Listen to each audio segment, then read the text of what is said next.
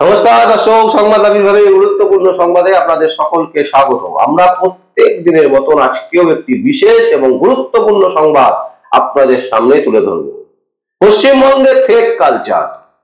আমরা এর আগে শুনেছিলাম কাটমানি, তার আগে শুনেছিলাম দুর্নীতি, এখন এসছে থ্রেড কালচার। একটা সময় ছিল রেপ কালচার, এখন এসছে থ্রেড কালচার। বাংলাতে পশ্চিমবঙ্গে মুখ্যমন্ত্রী যবে থেকে গদিতে বসেছেন 2011 সাল থেকে, আপনি যদি দেখেন একের পর এক ঘটনা, তাহলে দেখবেন প্রতিটা ক্ষেত্রে শাসকের ইনভলভ আছে। আর এই থ্রেড কালচার যেটা নিয়ে এখন আলোড়ন হচ্ছে পশ্চিমবঙ্গ জুড়ে, এই থ্রেড কালচার নিয়ে আমাদেরই রাজ্যের কলকাতার মহামান্য ফিরহাদ হাকিম, হেভি ওয়েট নেতা, তিনি বলছেন সেই মমতা ব্যানার্জির বাক্যগুলির মতন যে এইটা জুনিয়র ডাক্তার বা ছোট ছোট ছেলে মেয়েরা এরা ঠিক জানে না, এরা নতুন, এরা কিছু বোঝেন না, এরা কি করে বুঝবে যে অ্যাকচুয়ালি থ্রেট কাকে বলে।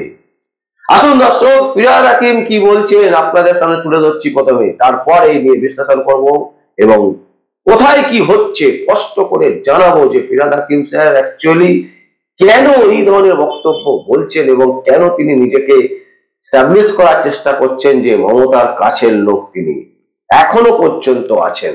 দেখুন দর্শক, থ্রেড কালচার নেই, এরা ছাত্ররা তো বাচ্চা জানে না, সেই উন্নয়নটা কোনোদিন ছিল না। কিছু নিয়ম হয়তো আছে, সেটাকে আমি ভাবছি থ্রেড কালচার। আমি যদি বলি পৌরসভায় 10টার মধ্যে এসে সাইন করতে হবে, আবার একজন বলবে তো কেন আমি বামফ্রন্ট আমলে তো 1টার সময় আসতাম, তাহলে আমি ওইরকম ভাবে কেন থাকবো না যে এখন মেয়র এসে থ্রেড কালচার দিচ্ছে।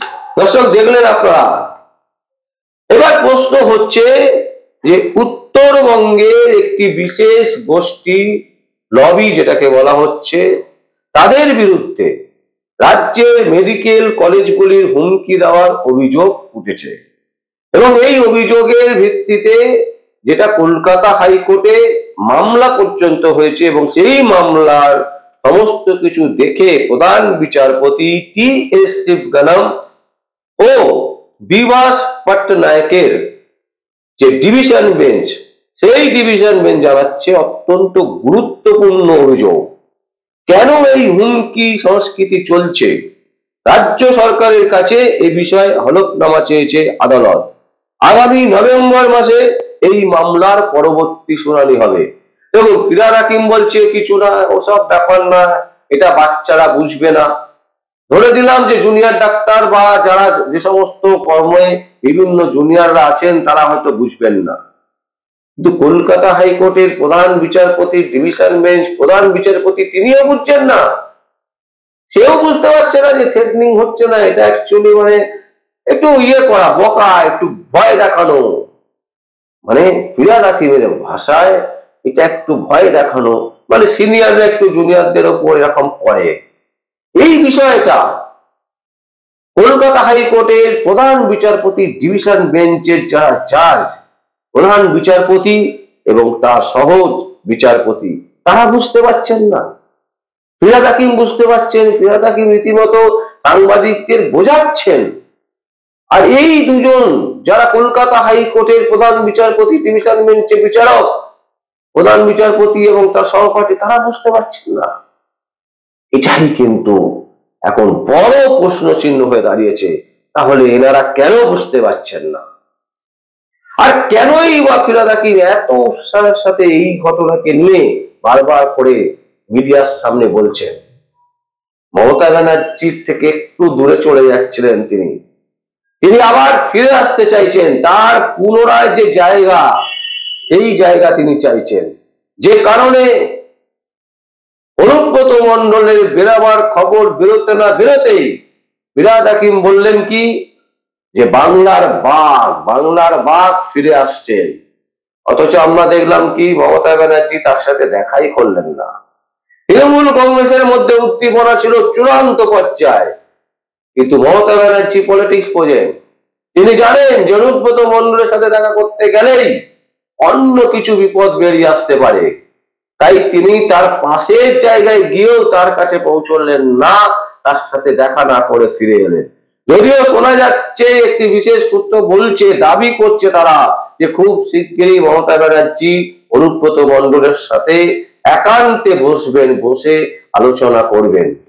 এই মুহূর্তে আমরা জানি না যে এটা সত্যি না মিথ্যে, তবে একটি বিশেষ সূত্র তারা কিন্তু এটা দাবি করছেন। এবার হচ্ছে আরজিকর কাণ্ডের আবহে অভিযোগ উঠেছে কোথায় কোথায় উত্তরবঙ্গ, বর্ধমান এবং মালদা সহ রাজ্যের কয়েকটি হাসপাতালে ভয়ের পরিবেশ তৈরি হয়েছে। আরো অভিযোগ, এই হুমকির শিকার হচ্ছে জুনিয়র ডাক্তাররা। এবং শুধু যে হাসপাতালগুলোতে হচ্ছে তা নয়, আমরা দেখেছি সম্প্রতি টালিগঞ্জের সমস্ত ফিল্ম আর্টিস্টরা, ডিরেক্টররা তারা প্রতিবাদে নেমেছেন, তারাও রীতিমতো মুখ খুলছেন টালিগঞ্জের একক যিনি আছেন সেই স্বরূপ বিশ্বাসের বিরুদ্ধে। তাদের অভিযোগ হচ্ছে এই ভদ্রলোক ঠিক করে দেন কে কাজ পাবে কে কাজ পাবে না। শ্রীলেখা মিত্র 4 বছর আগে অভিযোগ করেছিলেন এই ধরনের, যে কোনো শিল্পীকে তার ট্যালেন্টের দ্বারা তাকে সুযোগ দেওয়া হয় না। প্রডিউসারের কাছের লোক, কোনো বড় নায়ক নায়িকার কাছের লোক, বা কারোর কাছে টাকা আছে, বা কেউ শরীর বিক্রি করতে চায়, এই রকম ছেলে মেয়েরাই কিন্তু চান্স পায়, বাকি কিন্তু কেউ চান্স পায় না। তিনি একদম স্পষ্ট ভাষায় এই কথা কিন্তু বলেছেন মিডিয়ার সামনে, এবং এটা কিন্তু বহু মানুষ এই নিউজ কিন্তু দেখেছেন। তাহলে প্রশ্ন হচ্ছে, ফিরহাদ হাকিম কি করে বলছেন যে এটা ঠিক নয়? এবং শুধু তাই নয়, ফিল্ম, তারপরে হচ্ছে আপনার হাসপাতাল, বিভিন্ন কর্মক্ষেত্রে হচ্ছে। বর্তমানে যেটা দেখা যাচ্ছে যে থ্রেট কালচারের শিকার হয়েছে খোদ সিএসসির এক্সিকিউটিভ ডিরেক্টর অভিজিৎ ঘোষ। ভাবুন, সিএসসি সেই দপ্তরের, সেই কোম্পানির এক্সিকিউটিভ ডিরেক্টর অভিজিৎ ঘোষ, সেও বলছে যে থ্রেটনিং কালচারের শিকার। দর্শক, হ্যাঁ, এটাই কিন্তু এই মুহূর্তের বাংলার কালচার। সিপিএম বলে যে ছিল না তা নয়, সিপিএম বলে খুব লোয়ার লেভেলে কিছু কিছু ক্ষেত্রে এই ঘটনাগুলো দেখা দিয়েছিল এবং এই ঘটনা হতো, কিন্তু আজকে সেই ঘটনাটা লোয়ার লেভেলে নেই, এটা একদম উপর লেভেলে চলে গেছে। ওপর থেকে ঠিক হয় যে কে চান্স পাবে কে চান্স পাবে না, কে পাবে কে পাবে না সেটা ঠিক করে দেওয়া দেয় পার্টির লোক, তিনি সেখানে বিরাজ করছেন। এবং আর্জি করে কিন্তু এই যে অভয়া বলুন বা তিলোত্তমা বলুন, এর মৃত্যুতে কিন্তু রাজ্যে বহু কিছু জিনিস উলঙ্গ হয়ে গেল। যে এখানে মমতা ব্যানার্জি যে দাবিটা করছিলেন যে তিনি নয়, বুঝলাম যে দুর্নীতি তিনি যে কি হয়েছে তিনি জানতেন না, কয়েক হাজার হাজার কোটি টাকার দুর্নীতি হয়েছে সেগুলো জানতেন না, চাকরি যারা পেয়েছেন টাকার বিনিময়ে সেটাও তিনি জানতেন না, স্বাস্থ্য ক্ষেত্রে এত বড় দুর্নীতি সেটাও তিনি জানেন না। এইটা কি কখনো হতে পারে? আর যদি না জেনে থাকেন তাহলে দয়া করে আর আপনাকে জানতে হবে না, আপনি পদত্যাগপত্র দিয়ে সোজা জেলে ঢুকুন, আপনার বিরুদ্ধে আনা সমস্ত তদন্ত হোক, আপনাকে ডেকে জিজ্ঞাসাবাদ করা হোক, জেলের মধ্যে রেখে জিজ্ঞাসাবাদ করা হোক, তাহলে কিন্তু স্পষ্ট হয়ে যাবে যে আপনি জানেন কি জানেন না, আপনি ফায়দা নিয়েছেন কি নেননি, আপনি বেনিফিশিয়ারি হয়েছেন কি হননি। কুণাল ঘোষ আপনার সব থেকে কাছের লোক, তিনি বারবার করে বলেছেন সারদা ক্ষেত্রে যদি সব থেকে বেশি বেনিফিশিয়ারি কি হয়ে থাকেন সে হচ্ছে মমতা ব্যানার্জি। তার কথাটাকেও গুরুত্ব দিতে হবে, কারণ তিনি 3.5 বছরে একজন জেল খাটা আসামি, তাকে কলকাতা পুলিশ এই জেল থেকে ওই জেলে ঘুরিয়েছে এবং তিনি সেটা আগে থেকেই বলে দিয়েছিলেন। সুতরাং তার কথাটাকেও আমল করে, এবং এত ঘটনা ঘটেছে পশ্চিমবঙ্গে, তিনি যখন বলছেন জানেন না, তাহলে তাকে জেল হেফাজতে নিয়ে জিজ্ঞাসাবাদ করা হোক এবং লাগাতার র্যান্ডম জিজ্ঞাসাবাদ, এটা কিন্তু করা দরকার। আর কিসের জন্য ফিরহাদ হাকিম বলছেন যে থ্রেট কালচার ঠিক না, এটা অ্যাকচুয়ালি সিনিয়ররা একটু ভয় পাওয়ায় এটাও কিন্তু সব থেকে বড় জিনিস, যে কিভাবে রাজনৈতিক নেতা নেত্রীগুলো তাদের নিজেদের ভুল পাল্টে যাচ্ছে একের পর এক। এত বড় বড় ঘটনা, এত লোক অভিযোগ করছে, এত কিছু হচ্ছে, তারপরেও মমতা ব্যানার্জির বুলিয়া ওড়াচ্ছেন ছোট ঘটনা, ছোট ছোট ব্যাপার, ছোট ছোট ছেলে মেয়েদের ব্যাপার, সব কিছু ছোট ছোট ছোট ছোট ছোট ছোট।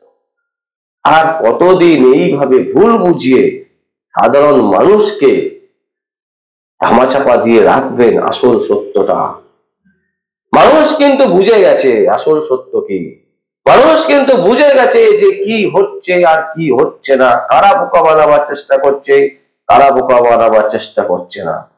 আজকে দেখুন, মুখ্যমন্ত্রী মমতা ব্যানার্জি বাংলার যে কোনো কাজই করেনি সেটা তার প্রমাণ হচ্ছে। তার ঘরে জল ঢুকে যাচ্ছে, গঙ্গার যে জল কালীঘাটের ওপর দিয়ে বয়ে যায় খাল দিয়ে, সেই খালের জল তার ঘরে প্রবেশ করে যাচ্ছে। তার কারণ কি?